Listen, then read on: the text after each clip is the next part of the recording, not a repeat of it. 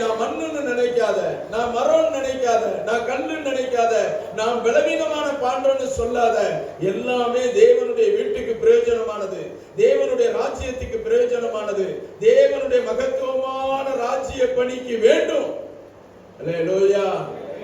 ஆனா உன்னுடைய தாழ்வு மனப்பான்மையை விட்டு நீ வெளியே வந்துட்டா, உன்னுடைய பலவீனமான சில காரியங்களை விட்டு வெளியே வந்துட்டா, என்னை மாத்திரம் ஆண்டவர் இப்படி வச்சிருக்கிறாருன்னு சொல்லி நீ போராடி போராடி உன்னுடைய வாழ்நாட்களை மறுதலிச்சு ஆண்டவரை விட்டு நீ வெளியே போகாதபடி விசுவாசித்து தேவனுடைய ராஜ்யத்தை காரியத்திலே நானும் அலங்கரிக்கப்பட்ட மனுஷனா இருக்கிறேன்னு உன்னை நீ மாற்றிக் கொள்வாயானால், உன்னுடைய சில அந்தரங்கமான காரியங்களை விட்டு வெளியே வருவாயானால் கர்த்தர் உன்னையும் ஜொலிக்க பண்ணுவார்.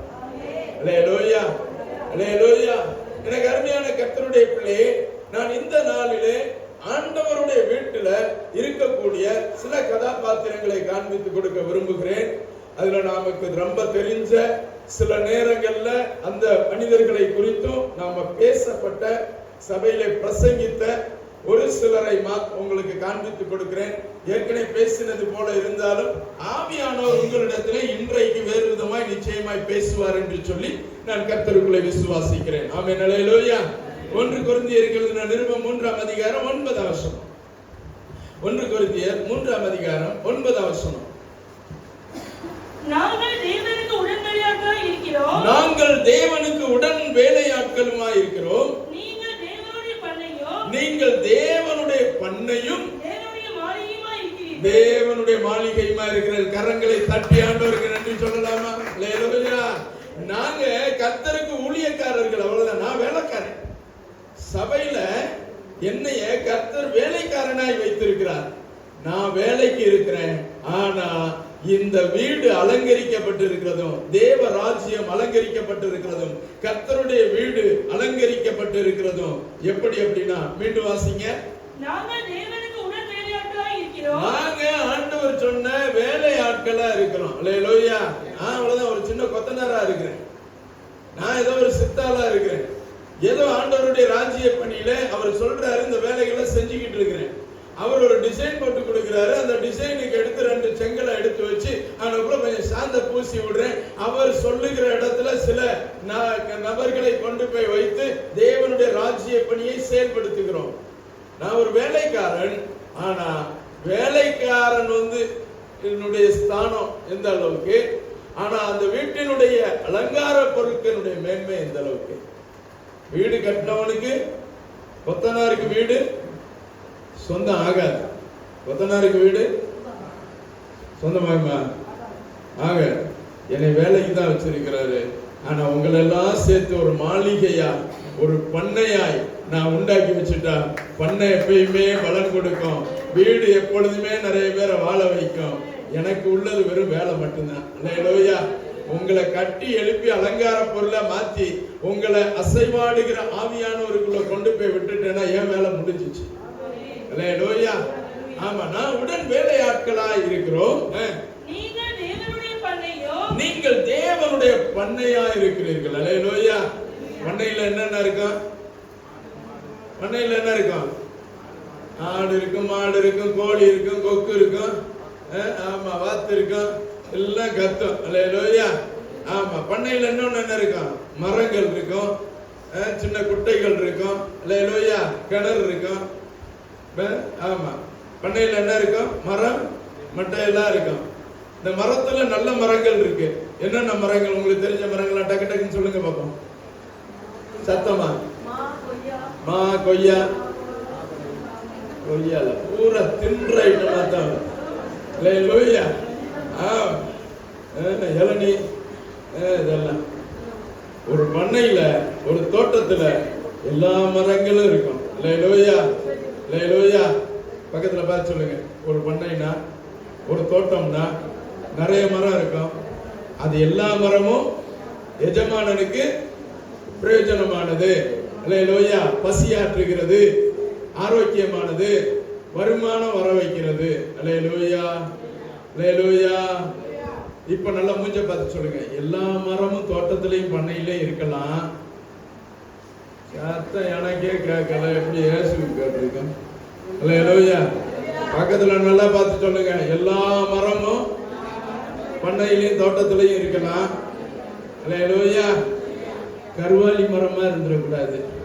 கொத்தி கிழிக்கும், வெட்டிடுவாங்க. அல்லேலூயா. ஆமா, நீ பலன் கொடுக்கிற மரமா இருந்தா ரொம்ப சந்தோஷம். நீ பண்ணையில இருக்கிற ரொம்ப சந்தோஷம். நீ கறவ மாடா இருந்தனாக்க மேய்ப்பன் என்ன செஞ்சிருப்பான்? பண்ணையார் என்ன செஞ்சிருப்பான்? கறவ மாடா இருந்தா டெய்லி நல்ல தீவனம் போட்டிருப்பான். புண்ணாக்கு நல்ல அழகா பக்குவமா உனக்கு நல்ல கரைச்சி அந்த என்ன சொல்றது தீவனம் எல்லாம் வாங்கி போட்டு நல்ல கழனி தண்ணிய ஊத்தி அடிச்சு அடிச்சு உனக்கு என்ன செய்வான்? அல்லேலூயா. ஆமா, கொண்டு வந்து கொடுப்பான். மலட்டு மாடா இருந்தா பக்கத்துல போய் சொல்லு, பக்கத்து ஸ்டேட்டுக்கு எழுதி வாங்கி பார்சல் ஆயிடுவார். அல்லேலூயா. ஆமா, எனக்கு அருமையான கர்த்தருடைய பிள்ளையே என்ன சொல்ல வருகிறார்? நீ பண்ணையா இருக்கிற, தேவனுடைய தோட்டமா இருக்கிற, நீ பண்ணையா இருப்பனா மலட்டுத்தன்மையோட இருக்காத. தேவனுடைய ராஜ்யத்திற்கு பிரயோஜனம் உள்ள ஆளா இரு. பக்கத்துல பார்த்து சொல்லு, மூஞ்ச பார்த்து சொல்லு, குளக்கட்டை எடுத்து வெளியே போட்டு. அல்லேலூயா. வாய்க்குள்ளே வச்சுக்கிட்டு வார்த்தையும் வர மாட்டேங்குது. ஆமென். இப்ப சொல்லுவான் அல்லேலூயா. இன்னொரு வட்டம். இப்பதான் குளக்கட்டை வெளியே போயிருக்கு.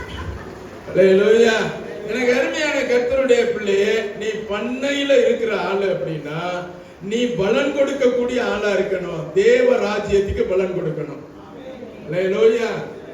ஆமா, உன்னைய வச்சு நான் ஒண்ணு கறக்கணும்னு நினைக்கல. அல்லேலூயா. கர்த்தர் நிறைவாய் நடத்துகிறார். ஆமென். எனக்கு அருமையான கர்த்தருடைய பிள்ளையே, எதற்கு பிரயோஜனமா இருக்கணும்? தேவ ராஜ்ய பணிக்கு நீ பிரயோஜனம் உள்ள ஆளா இருக்கணும். தேவனுடைய ராஜ்யத்தை கட்டி எழுப்புவதற்கு நீ பிரயோஜனம் உள்ள ஆளா இருக்கணும். எனக்கு அருமையான தேவனுடைய பிள்ளையே, நீ பண்ணையா இருக்கிற அப்படின்னா நீ பலன் கொடுக்கக்கூடிய நபரா இருந்தனா கர்த்தர் அந்த பண்ணையை செழிக்க பண்ணுவார். அல்லேலூயா. இருக்கிறது பூரா மலட்டுத்தன்மையோட இருந்தா ஆமென். வாசிங்க. தேவனுடைய மாளிகையா இருக்கிறீர்கள். தேவனுடைய மாளிகையா இருக்கிறீர்கள். அல்லேலூயா. நீங்க எல்லாம் அலங்கரிக்கப்பட்ட ஆளா இருந்தன்னா ஹோரேப் சபை எப்படி இருக்கும்? தேவனுடைய மகத்துவமான கிரியைகளுக்கு உங்களையும் என்னையும் ஒப்பு கொடுத்து நாம் இந்த பகுதியில கூடி ஆராதிப்போமே ஆனால் இந்த சபை எப்படி இருக்கும்? மிகப்பெரிய மாளிகையா இருக்கும். அல்லேலூயா. அல்லேலூயா.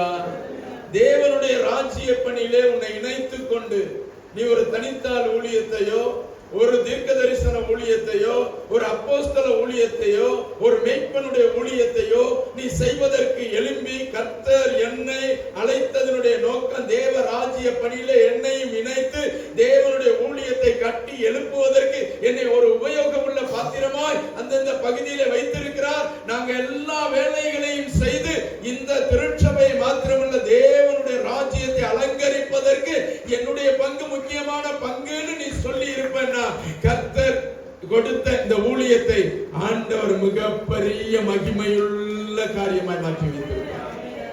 அல்லேலூயா. அல்லேலூயா. ஆமா, பக்கத்துல நல்ல மூஞ்ச பார்த்து சொல்லு. ஏதோ மாசம் மாசம் கம்யூனியன் சர்வீஸ் எடுக்கிறது மட்டும் கிறிஸ்தவனா இருக்காது. அல்லேலூயா.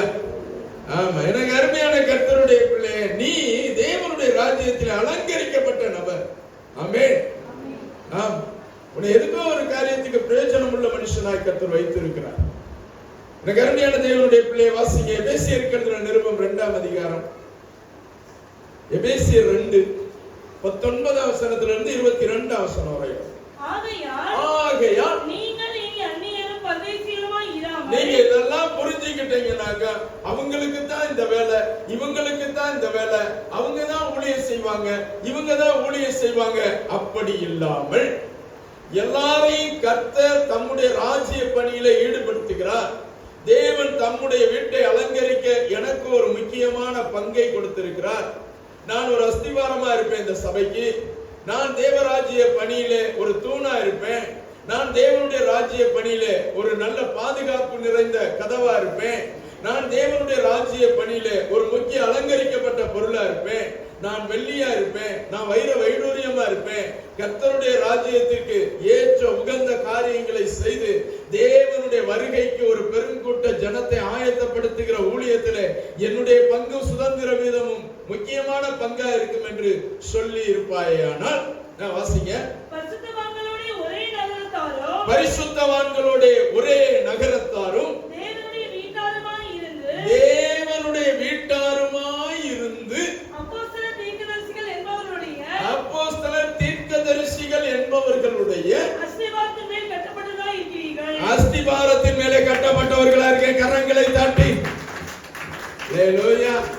நீங்க வேத வசனத்தின் அடிப்படையில அப்போஸ்தலர்கள் தீர்க்கதரிசிகள் சொன்ன அந்த ஊழியத்தின்படி, கர்த்தர் உங்களுடைய குடும்பத்திற்கு சொன்ன தீர்க்க தரிசனத்தின்படி வாழ்ந்து நீங்க கர்த்தருடைய ராஜ்யத்தை கட்டப்பட்டவர்களா இருக்கிறீர்கள் என்று சொல்லி நான் விசுவாசிக்கிறேன். வாசிங்க. அதற்கு இயேசு கிறிஸ்து தாமே மூலைகளாய் இருக்கிறார். அதற்கு கிறிஸ்து இயேசு ஒருவர் தான் உங்களுக்கும் இந்த ஊழியத்திற்கும் என்னுடைய குடும்பத்துக்கும் உங்க குடும்பத்திற்கு மூலைகளாய் இருக்கிறார். ஹalleluya. வாசிங்க. அவர் மேல் மாளிகை முழுவதும் இசைவாய் இணைக்கப்பட்டு, கிறிஸ்துவுக்குள் இந்த மாளிகை முழுவதும் இசைவாய் இணைக்கப்பட்டு, கிறிஸ்துவுக்குள் இந்த சபை முழுவதுமாய் இசைக்கப்பட்டு, கிறிஸ்துவுக்குள் உங்களையும் உங்களுடைய குடும்பத்தை முழுமையாய் இசைக்கப்பட்டு, கிறிஸ்துவுக்குள் உங்களுடைய குடும்பத்தையும் என்னுடைய குடும்பத்தையும் முழுமையாய் இசைக்கப்பட்டு தேவனுடைய ராஜ்யத்தை கட்டி எழுப்புவோமேயானால் இது அலங்கரிக்கப்பட்ட ஒரு மாளிகையா இருக்கும். ஹalleluya. வாசிங்க. கர்த்தருக்குள் பரிசுத்த ஆலயமாய் எழும்புகிறது, கர்த்தருக்குள் பரிசுத்த ஆலயமாய் எழும்புகிறது. அவர் மேல் நீங்களும் ஆவியினாலே தேவனுடைய வாசஸ்தலமாக கூட்டி கட்டப்பட்டு வருகிறீர்கள். தேவனுடைய வாசஸ்தலமாக நீங்களும் கூட்டி கட்டப்பட்டு வருகிறீர்கள். ஹalleluya. இன்னைக்கு வரைக்கும் நான் மண்ணா தான் வெளியே கிடக்கிறேன், இன்னைக்கு வரைக்கும் மரமா தான் சும்மா கிடக்கிறேன், இன்னைக்கு வரைக்கும் ஏதோ ஒரு பொருளாய் பலவீனமான பாண்டமாய் நான் வெளியே கிடக்கிறேன் அப்படின்னு இருப்பாயானால் கர்த்தர் சொல்லுகிறார், உங்களை எல்லாரையும் இசைந்து கட்டி இந்த ஊழியத்தை தேவனுடைய ராஜ்யத்தை ஒரு முழுமை அடைவதற்காக உங்களை நான் உபயோகப்படுத்தணும்னு விரும்புகிறேன் என்று கர்த்தர் சொல்லுகிறார். எத்தனை பேர் உபயோகமா இருக்கணும்னு நினைக்கிறீங்க? ஹalleluya. பக்கத்துல மூஞ்ச பார்த்து சொல்லுங்க, இந்த வீட்டுல விளக்குமாறா கூட இருக்கு, வீடு சுத்தமாக்கும். ஹalleluya. நான் விளக்குமாறுதான்னு நினைக்காத, சர்ச்சில் விளக்குமாறா இருந்தா கூட ஆசீர்வாதம் தான். வர மாட்டேங்குது. சர்ச்சில் விளக்குமாறா இருந்தா கூட ஆசீர்வாதம் தான். கூட்டி சுத்தம் பண்ணிடலாம். ஹalleluya. அலங்காரமா இருக்கும். ஆமென். ஹalleluya. சர்ச்சை கூட்டி சுத்தம் பண்ணி துடைக்கிறதுக்காக வேண்டிய ஒரு மனுஷன் என்னைக்கிடா ஞாயிற்றுக்கிழமை வரும், எப்படா சாயங்காலம் 5 மணி ஆகும், டீயை குடிச்சிட்டு கிளம்புன்னு சொல்லி 5 மணிக்கு சபைக்கு வந்து 9 மணி வரையிலும் இந்த இடத்தை கூட்டி தொடச்சி பிறக்கி ஜோம் பண்ணி ஒரு ஆத்மா விடாம இந்த இடத்துல முழங்கால் போட்டு ஜோம் பண்ணுகிற ஒரு நபரையும் கர்த்தர் சபையில வச்சிருக்கிறார். ஹalleluya. விளக்குமாறுன்னு நினைக்கல, கூட்டணும்னு நினைக்கல. ஹalleluya. அவர்கிட்ட 4 பேர் வேலை பார்க்கிறோம், ஆனா கர்த்தருடைய சமூகத்துல நான் வேலைக்காரனா இருக்கணும்னு நினைக்கிற மனுஷன். ஹalleluya. பக்கத்துல மூஞ்ச பார்த்து சொல்ல, நீங்களும் ராஜ்ய பணியிலே உங்களை இணைத்துக் கொள்ளுங்கள். ஹalleluya. ஹalleluya. யாரோ சொல்றாங்க, நான் வீட்டுல இருந்து விளக்குமாறு எடுத்துட்டு வந்துடுறேன். ஹalleluya. எல்லாம் கூட்டுறதுக்கு வந்துட்டானாக்க உட்கார்றதுக்கு யாரை கூப்பிட்டு வர்றது? ஹalleluya. நீ கிறிஸ்துவுக்கு ஆத்துமாக்களை ஆதாயப்படுத்து. உன்னால் உன்னுடைய பகுதியில் இருக்கக்கூடிய ஜனம் ஈர்க்கப்படணும். ஹalleluya. கிறிஸ்துவினுடைய நற்காந்தங்களாலே நீ கிறிஸ்துவுக்குள் மகிமைப்பட்டு இருப்பாயானால் உன்னால் அநேகர் ஈர்க்கப்பட்டு கிறிஸ்துவண்டை ஓடோடி வருவார்கள். எத்தனை பேருக்கு புரிஞ்சுச்சு? ஹalleluya. உன்னை பார்த்த உடனே சொல்லணும், நீங்க எல்லாம் இப்ப முன்னாடி மாதிரி இல்ல, ரொம்ப நல்லா வாழ்றீங்க, சந்தோஷமா இருக்கிறீங்க, ஏதோ ஒரு அற்புதம் உங்க வீட்டுல நடந்திருக்கு. என்ன நடந்திருக்கு? இயேசு எங்களை மறுரூபப்படுத்தி வைத்திருக்கிறார். நீங்களும் அந்த இயேசு கிட்ட வாங்க, நன்மை உண்டாகும். ஹalleluya. ஹalleluya. சொல்லலாம்ல, பக்கத்துல பார்த்து சொல்லலாம்ல, ஏன் இப்படி உண்மையே இருக்கிறீங்க? ஹalleluya. ஹalleluya. 4 பேருக்கு நல்லதை சொல்லு. ஹalleluya. ஆமா, உன்னுடைய வாழ்க்கை வாசனை உள்ளதா இருக்கும். ஆமென்.